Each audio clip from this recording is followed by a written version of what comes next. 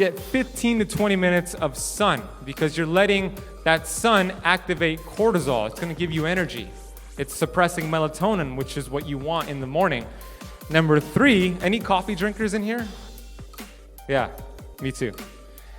If you wait an hour and a half to have your coffee, you're going to get much, much more from it because when you wake up in the morning, like I said, cortisol is activated. Cortisol is your energy stress hormone. This is counting calories. This is what matters. And I've done the calorie thing myself, and I've seen it with clients. It only works short term, never works long term.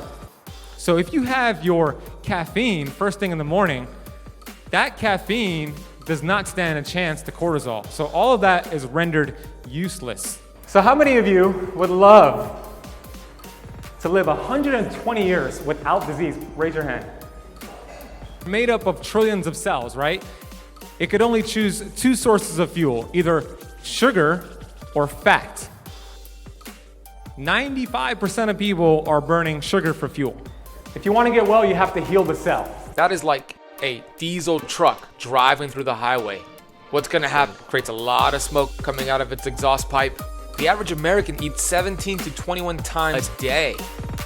And they're gonna tell you, okay, let's help you lose weight to get healthy. And that is nonsense. It's completely backwards. You don't lose weight to get healthy.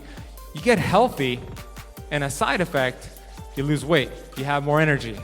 Whatever you're dealing with goes away because being overweight is not the problem. Having low energy is not the problem. When I was obese, that was not the problem. That is the symptom. Fasting is not a fad. It's not a health trend, right? It's a fact.